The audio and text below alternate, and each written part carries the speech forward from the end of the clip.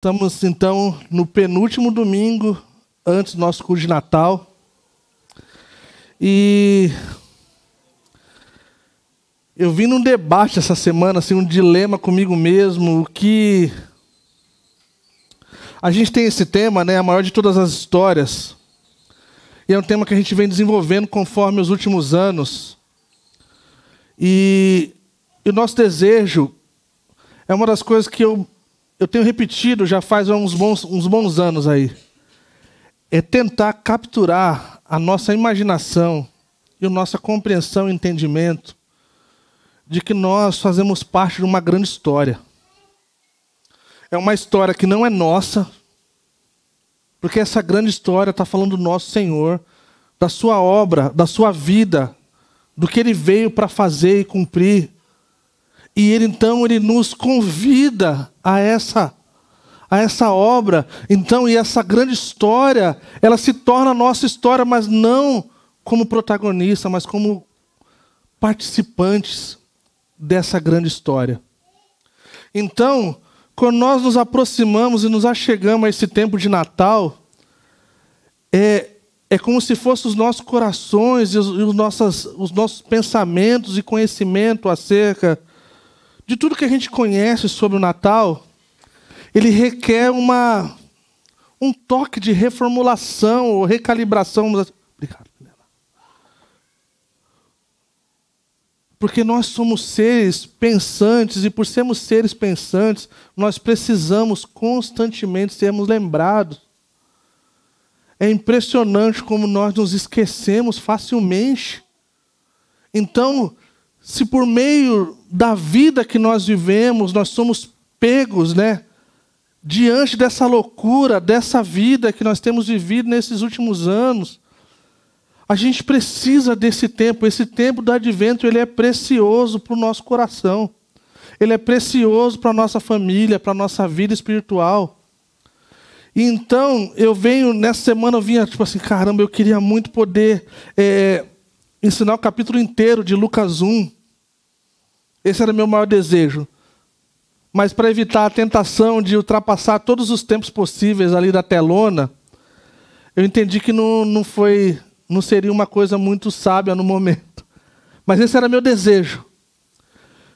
Cara, Lucas capítulo 1, ele começa de uma forma tão radical. É uma história a gente falou sobre profecias no domingo passado. Lucas 1, ele cobre toda essa questão profética.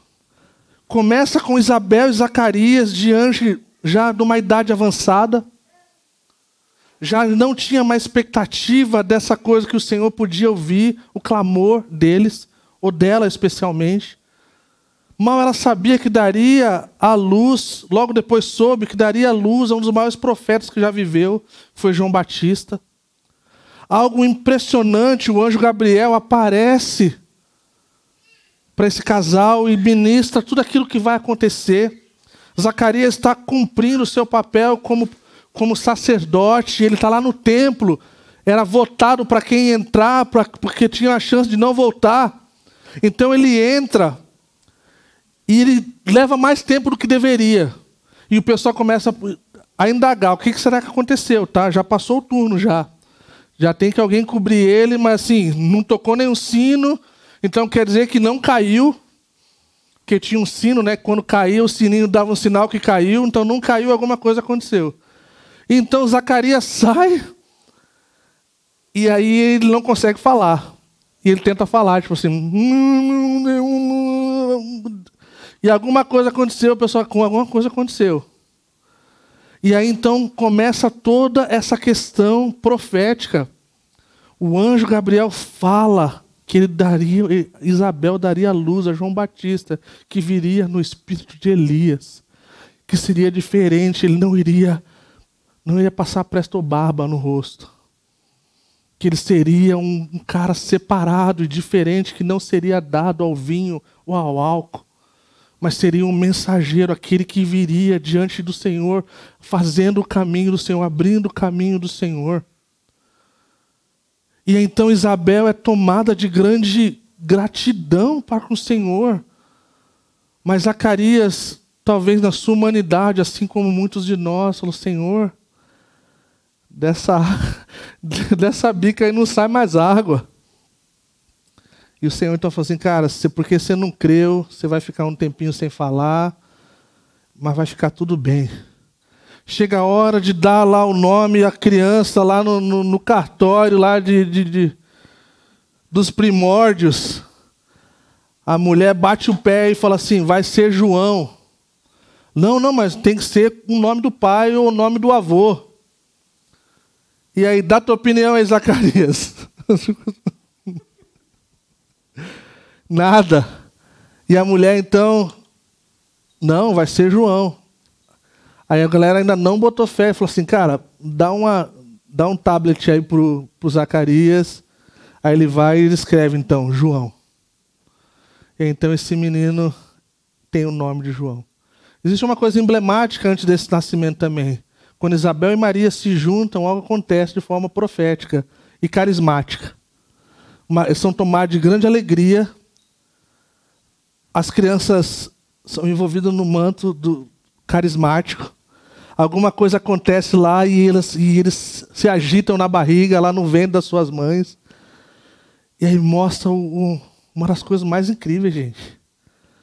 João foi aquele que falou assim: o que está vindo depois de mim, ele é muito mais poderoso que eu não sou nem digno nem de cheirar o chulé dele, nem de amarrar a sandália dele. E eles estavam juntos ali.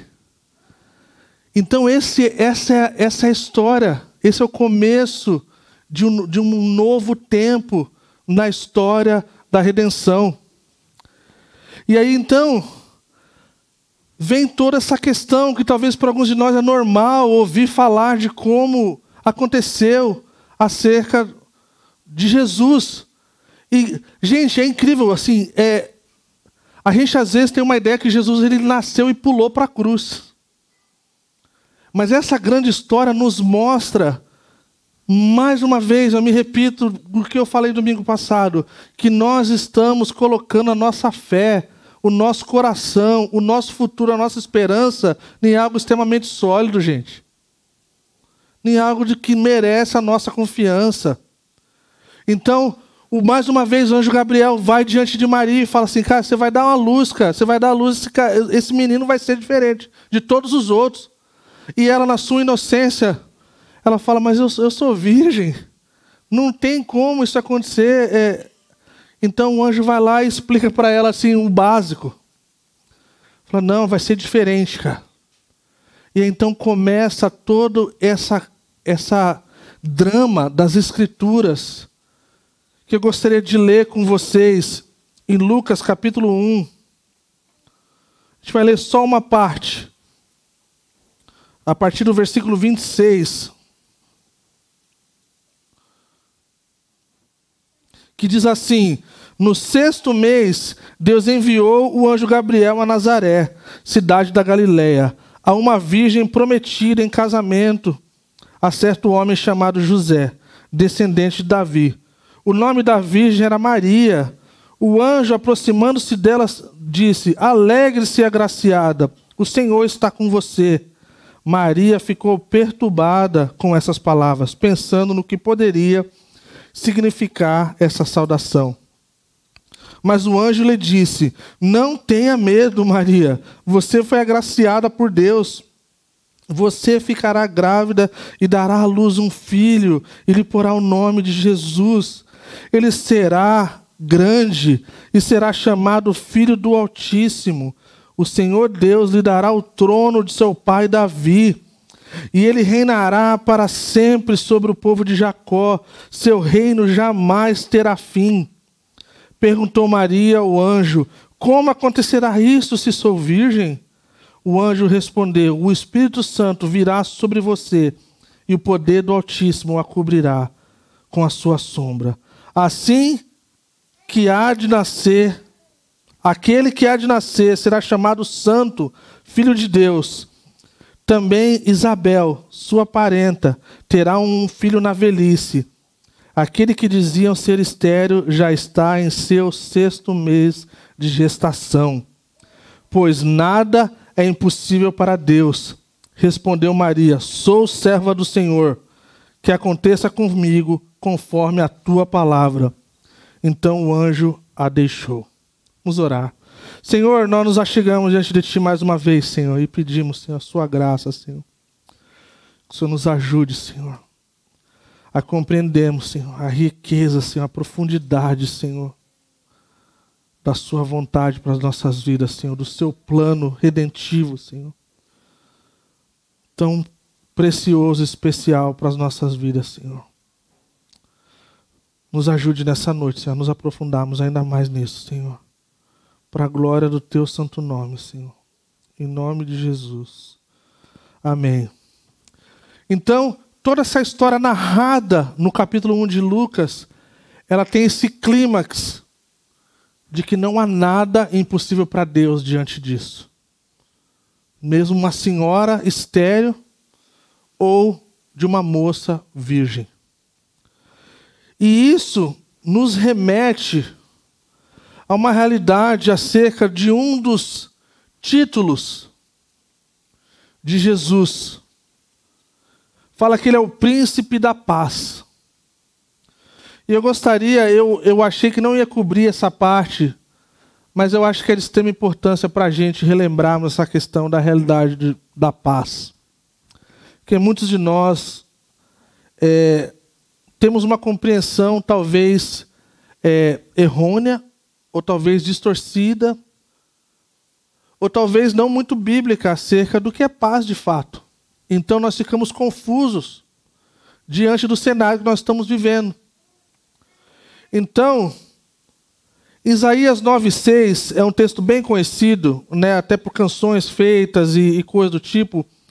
Ele fala que, né, porque o menino nos nasceu, um filho nos foi dado, o governo está sobre os seus ombros, e ele será chamado, então dá esses títulos, né, de maravilhoso, conselheiro, Deus poderoso, Pai eterno, príncipe da paz.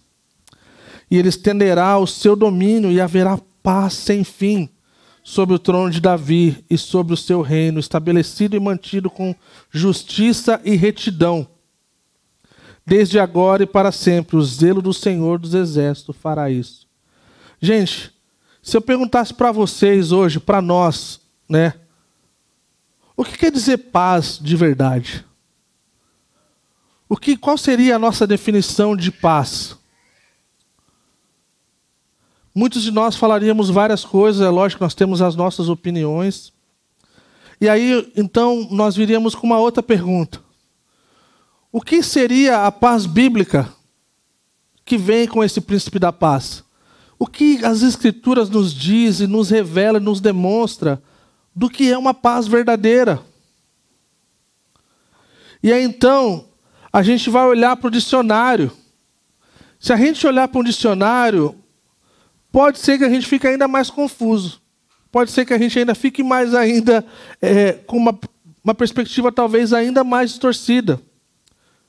Porque você vai ver, se você procurar no dicionário, você vai ver que é um substantivo feminino de estado de calmaria e de harmonia, de concórdia, de tranquilidade, de calma política, ausência de guerra ou de conflito igual, anulação das hostilidades entre as nações, normalmente estabelecida por acordo de amizade. Tchau, pessoal. Deus abençoe vocês. Esse lugar não existe em nenhum lugar dessas terras.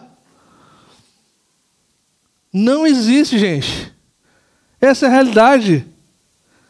Um lugar de calmaria, gente, nesses dias, é um santo lugar. É um santo lugar, gente. Um lugar de ausência de guerra ou de conflito, igual à anulação das hostilidades entre as nações. Tudo que a gente está vivendo é o contrário de paz. Nessa perspectiva. E quando você pensa que uma coisa já está terminando, vem outra logo depois. E vai ser assim, gente, até o fim. Estava conversando com um pessoal que tem um negócio de café, o Rei do Café lá de Santos. Os meninos que estão assumindo lá o negócio dos pais, né? É uma loja de café centenária, né? O Rei do Café, para quem não sabe, não estou fazendo comercial, não me pagaram nada, mas é só o interessante que Rei do Café, né? Manda uns quilos para nós aí. E aí eu fui lá falar com eles e falei assim, cara, eu comprava quilos de café aqui, aí um dia eu fui comprar alguns quilos, e aí quando chegou na hora de pagar, eu não tinha condições de pagar. Eu falei assim, cara, o que aconteceu com esse café? Tipo assim, mano, virou de jacu, sei lá, sabe? O cara falou assim, meu irmão, deixa eu te contar. Aí eu falei, lá vem. Ele falou assim, sabe os caras daquela guerra ali? Cara, o nosso café nem chegou aonde deveria chegar e já aumentou, no meio do caminho. Agora, quando estava para piorar, estava melhorando esse negócio aqui, esse outro aqui foi e fez a mesma coisa, cara. Então, quer dizer, cara, o nosso café estava voando por aí. Os impostos aumentaram, as guerras aumentaram. E assim, eu sinto lhe dizer, cara, pode ser que até antes do final do ano, cara, esse café que você estava acostumado a pagar uma mixaria, você vai pagar muito mais, cara. Então, nem no café tem paz, gente. Que era uma coisa que sempre traz paz para o nosso coração. Sentar e tomar um cafezinho.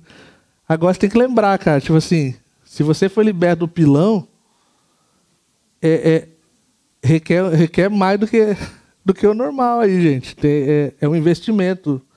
Não é na bolsa, mas é na nossa vida, no nosso coração, e não vamos comer madeira. E outras coisas. Mas se paz, gente, é tudo isso que o dicionário escreveu, nós estamos na roça. Literalmente. Nós estamos perdidos, sem destino, sem futuro. Porque não há um santo dia que eu e você ligue a TV, que esse dia vai ser dia de folga do jornal, porque não há nenhuma notícia ruim. Não existe dia. Desde quando inventaram o ser humano caído, todo dia tem notícia ruim no jornal. Não existe um dia, tipo assim, hoje o jornalista está de folga porque o mundo está em paz. Não existe.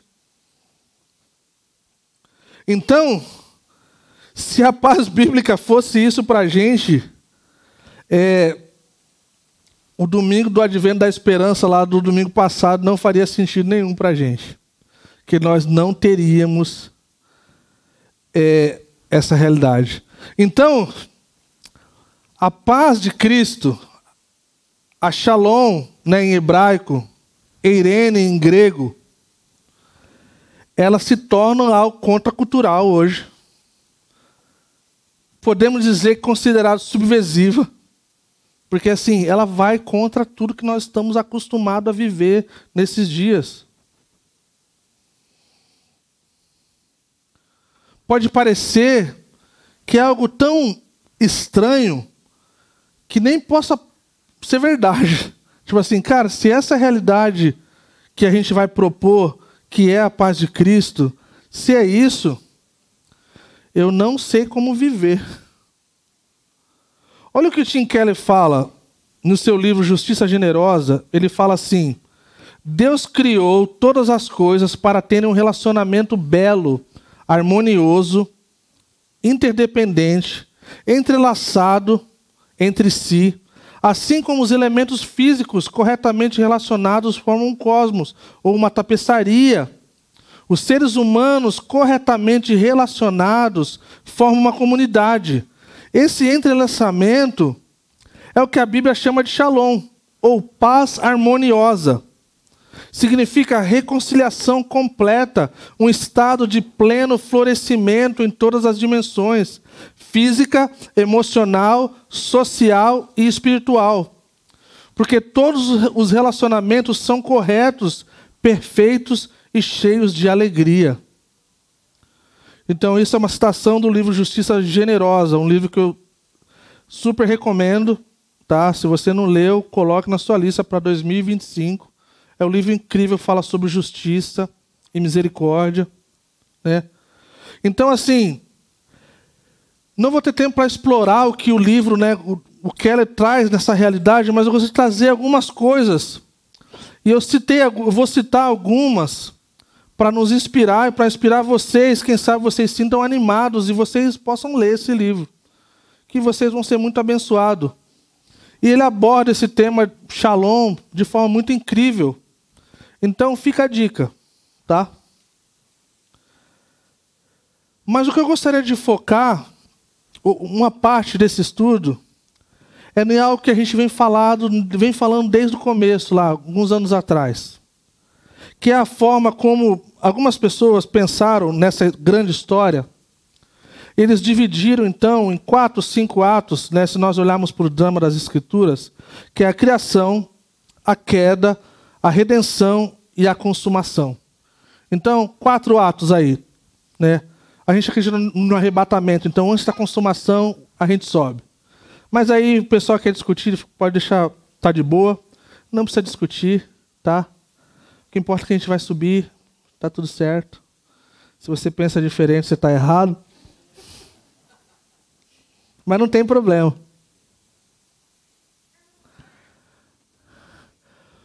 O Dr. Brian Frickert, ele escreveu um livro que é um dos livros mais desafiadores para quem deseja trabalhar com o pobre, com as pessoas miseráveis que estão sofrendo extrema pobreza. Ele escreveu um livro que o tema do livro é Quando Ajudar Machuca. When Helping Hurts. É um dos livros mais desafiadores. Algumas pessoas que eu conheço trabalhavam no Camboja, na Tailândia, na África, eles liam esse livro e eles falavam assim, eu não sei como fazer o jeito mais certo agora. Né? Mas assim, é um livro extremamente desafiador. Mas uma das coisas que eu peguei daquele livro e ouvi o Dr. Brian falando é o que o Keller ele discorre, né, através do livro Justiça Generosa. O Dr. Brian ele fala de forma muito amorosa. Ele fala que ao mesmo tempo que a gente vê 4 atos na narrativa da redenção, ele vê também essa questão de 4 tipos de relacionamentos chaves que foram quebrados diante da queda. E olha que interessante. Foram quebrados, foram distorcidos e perderam a sua harmonia. Né? São as 4 relações. A relação com Deus, a relação consigo, a relação para com o próximo e a relação com a criação. Então, nós podemos e conseguimos, de forma clara, entender que Deus é um Deus relacional. Que Ele ama se relacionar com a sua criação, com o seu povo, com tudo que Ele criou. E não só comigo e com você, como seres humanos, mas a sua criação mesmo. A natureza, a beleza de tudo que Ele criou. É algo incrível que Deus se importa. E o povo de Deus deveria se importar também. E também conosco.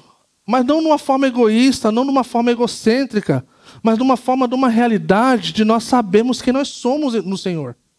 Então, se nós não temos uma figura completa e bíblica de quem nós somos no Senhor, nós estamos vivendo de forma ainda mais aparente que a segunda relação que foi quebrada e distorcida, que é para conosco, né, consigo mesmo, mostra que não está num bom lugar.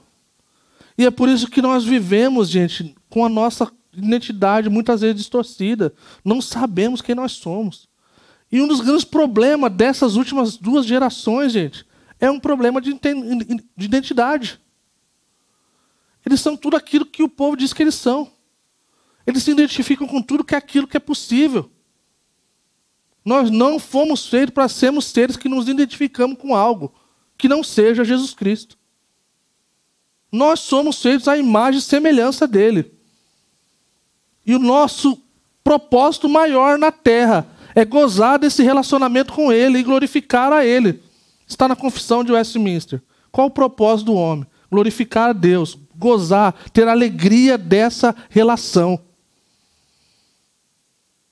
Então, se nós devemos nos identificar com algo, é Jesus Cristo, nosso maior exemplo.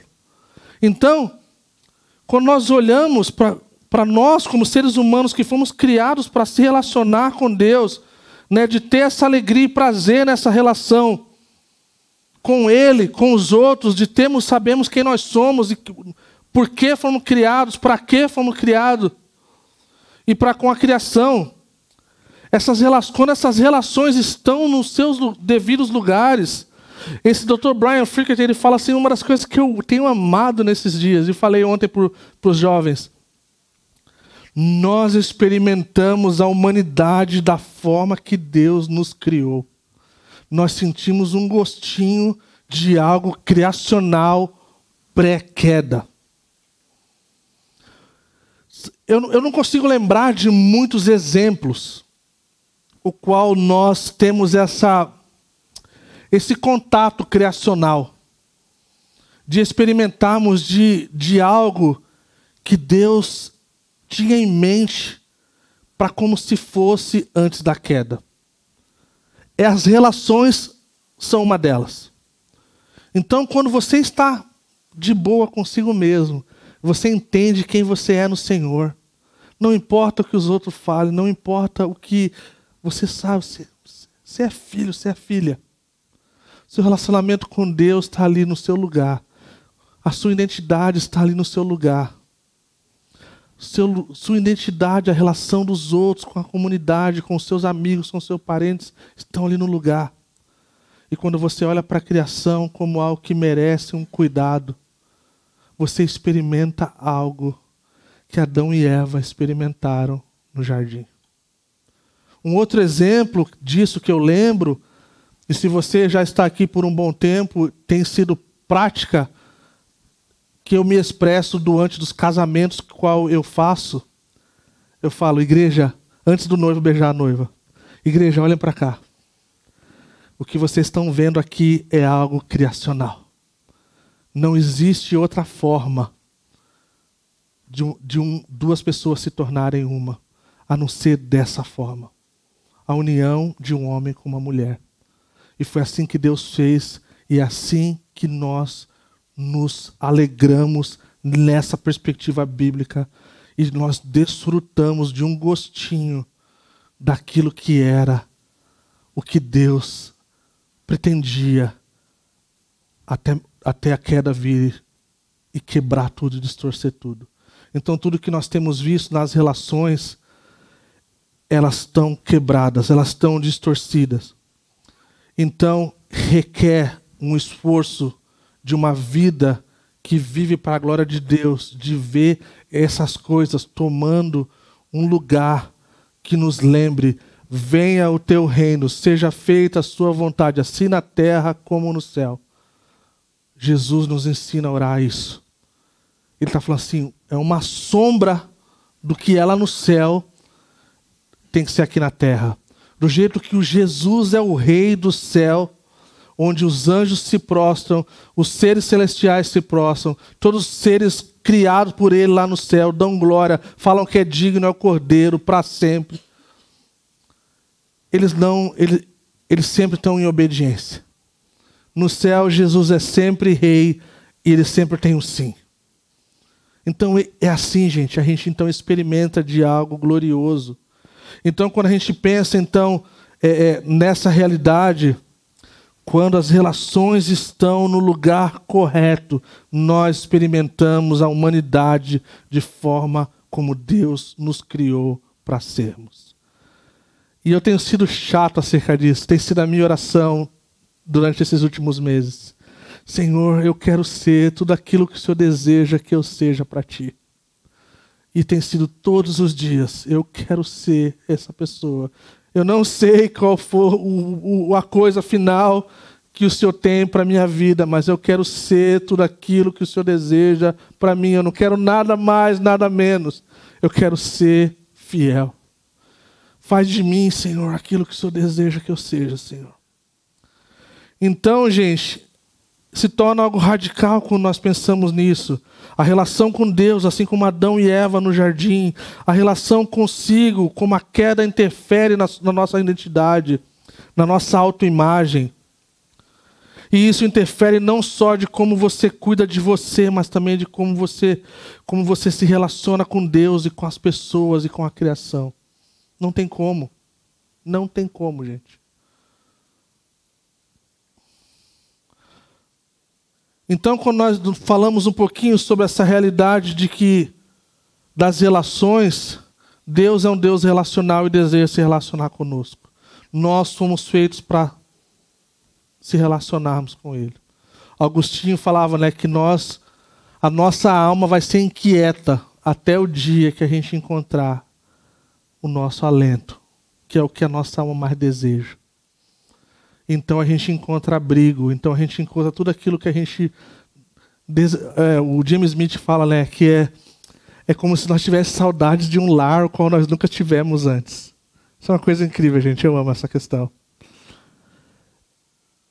Então, essa relação com Deus é isso. Nós temos saudades de um lar o qual nós nunca tivemos antes. De uma nação o qual nós nunca pisamos antes. Mas nós ansiamos.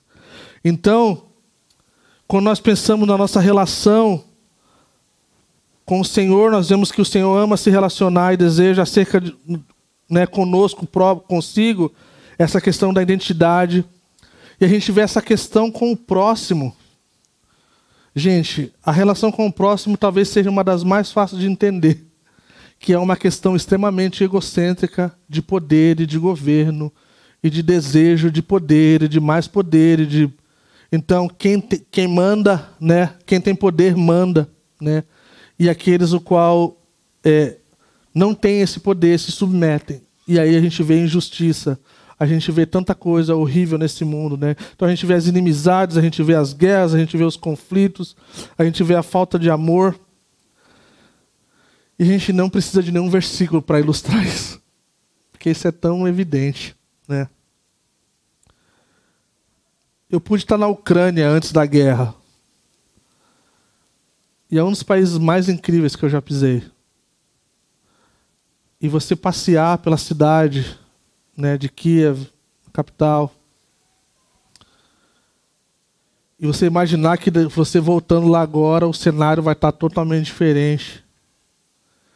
E tudo isso é porque existem governantes e pessoas que querem mandar como se não houvesse ninguém que pudesse dizer não.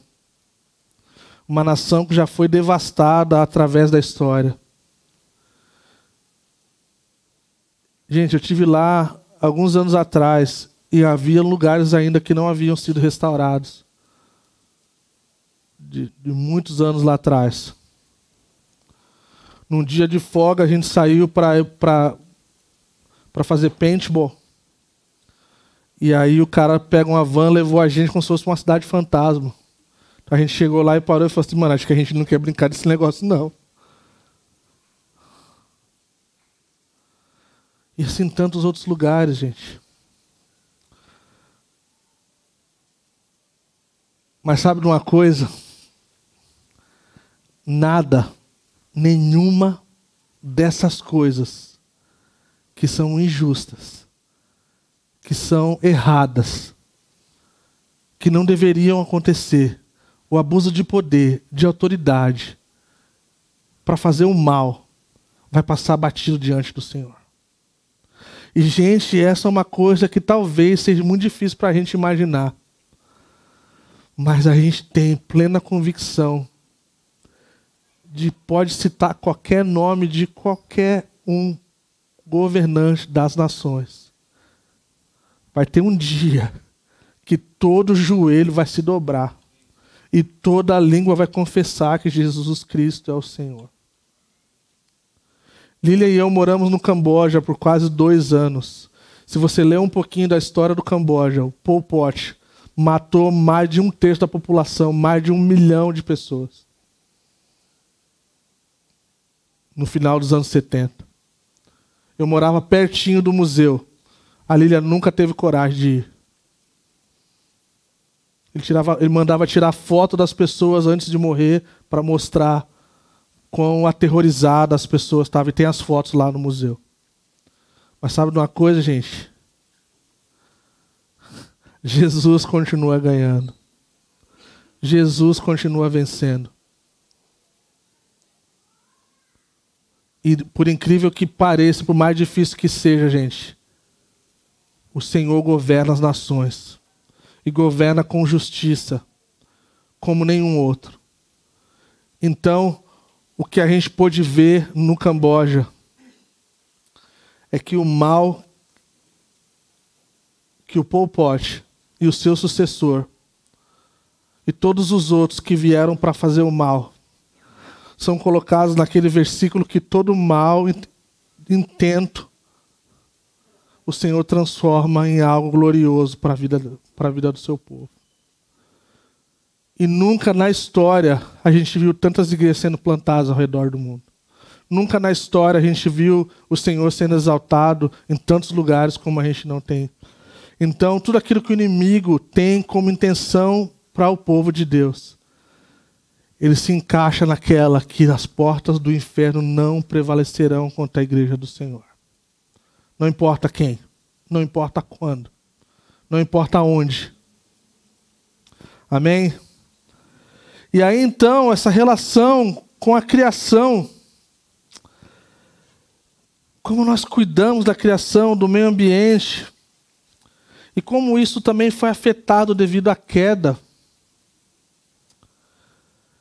É interessante quando nós falamos de meio ambiente. Não sei você, talvez os mais polarizados ou politicados ou coisa do tipo. A primeira coisa que vem, parece que vem o Greenpeace na cabeça. Tipo, os pacificadores, né? Mas na verdade, esse aspecto do cuidado da criação é uma coisa muito natural. De pensarmos de que houve uma época no mundo onde não haviam açougues, nem mercados. Existem lugares ainda hoje assim, gente. Tá? E isso é tão difícil para a gente imaginar, porque a gente depende dessa coisa. Né? E então, quando nós pensamos, essa coisa se tornou tão polarizada, essa questão do meio ambiente, que para você puxar na perspectiva bíblica, parece que você já escolheu um lado. Ou talvez eu estou falando aqui de forma hipotética, ou estou viajando na maionese, ou eu sou... Mas assim, a leitura que eu tenho e que eu vejo de outros amigos conversando sobre, é isso. Raramente você vai ver uma igreja encabeçando algo de extrema relevância quando se trata do meio ambiente, do cuidado acerca desse lugar que a gente vive e que a gente gostaria de ver nossos filhos vivendo, crescendo, casando, se assim o Senhor quiser, tendo filhos.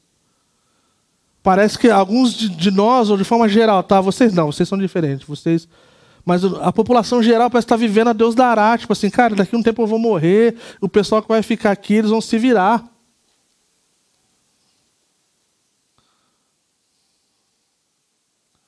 É por isso que a minha esposa sonha num dia de a gente morar lá na montanha, lá na Noruega, que a gente vai criar os nossos negócios, os bichinhos lá, vai ter as plantinhas, e a gente vai viver dos peixinhos lá, do salmão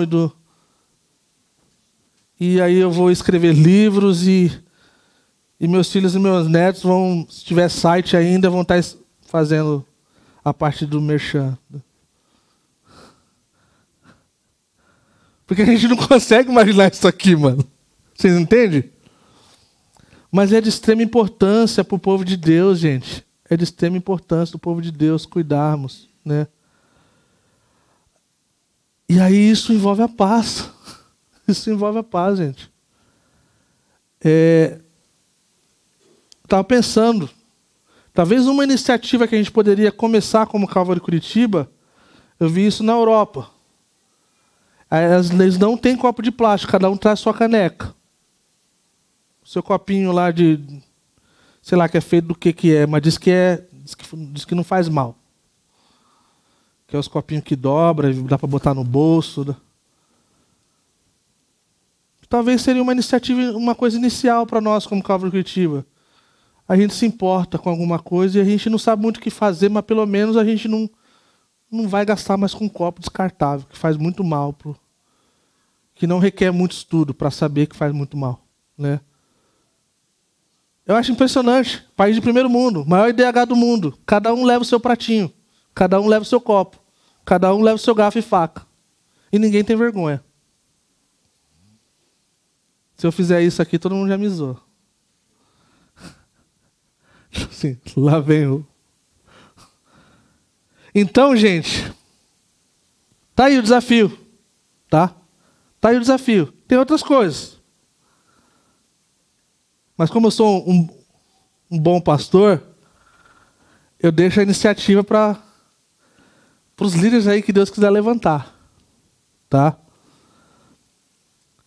A paz, gente, ela tem várias facetas, como a gente pôde ver aqui, ela tem várias coisas. E para a gente usufruir de uma paz completa, requer esforço, gente.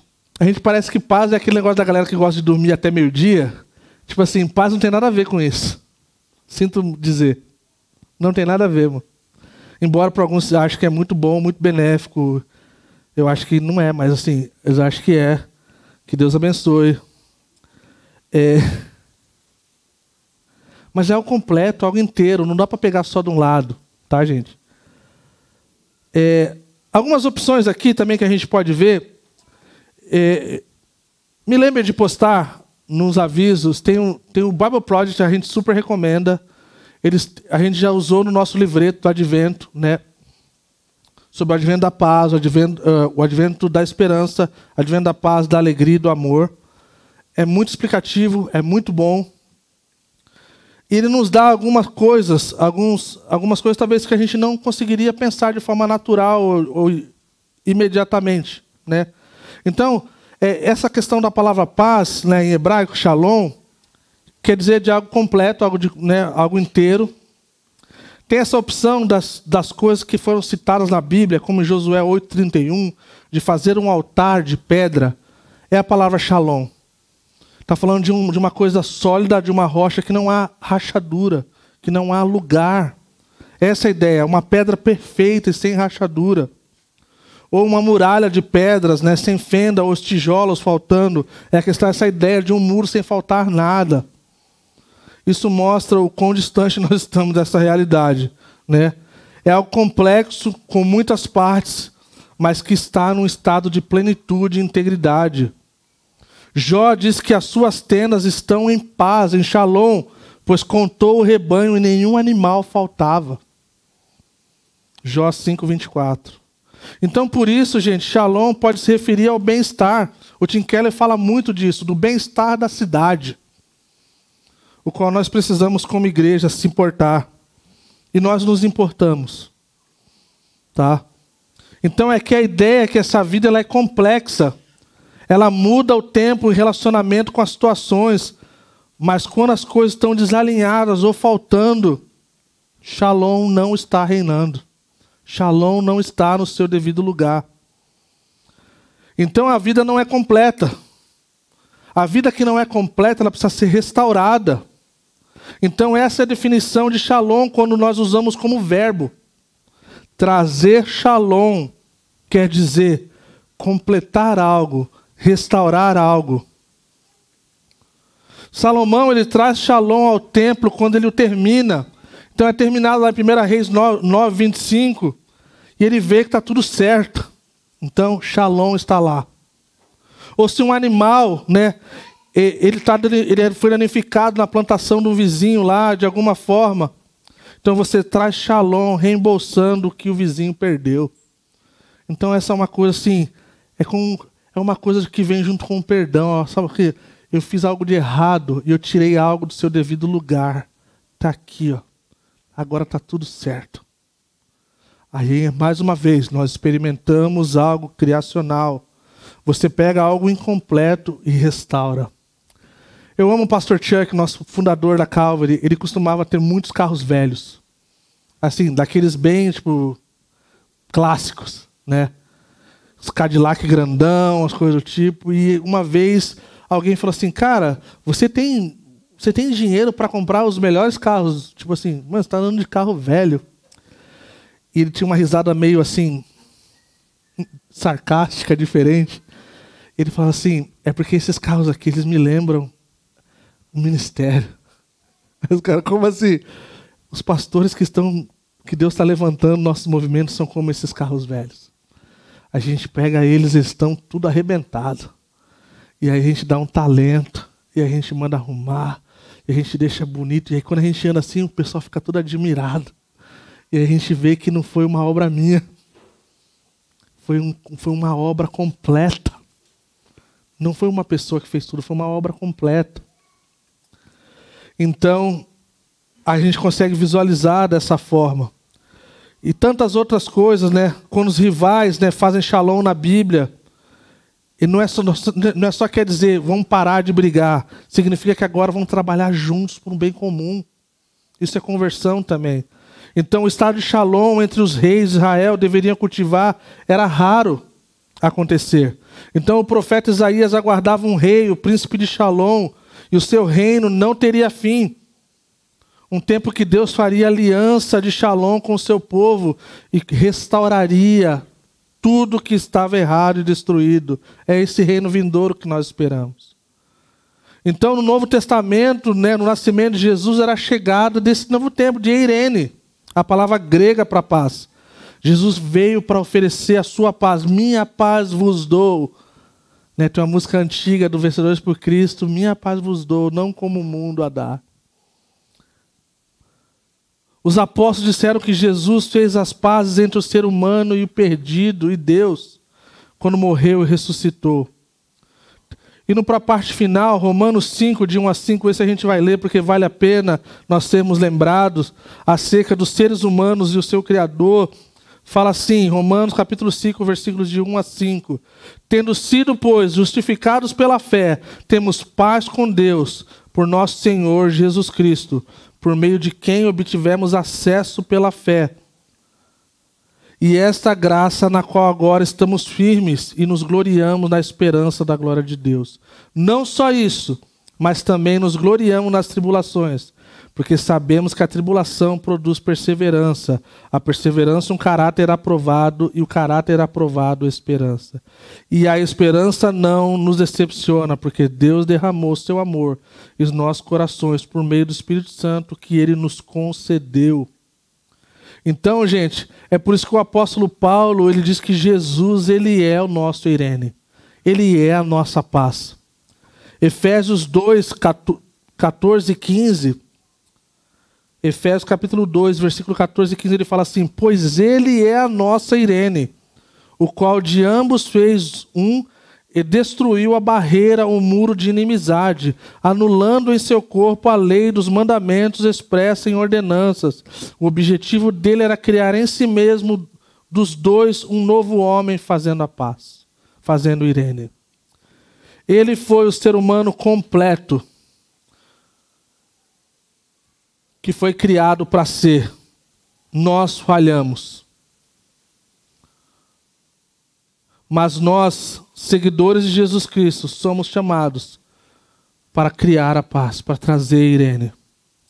Paulo instruiu as igrejas a manter unidade pelo vínculo da paz, gente.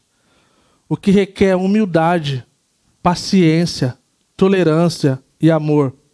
Ser um povo de paz e participar dessa vida de Jesus que reconcilia todas as coisas nos céus e na terra, requer muita coisa, gente.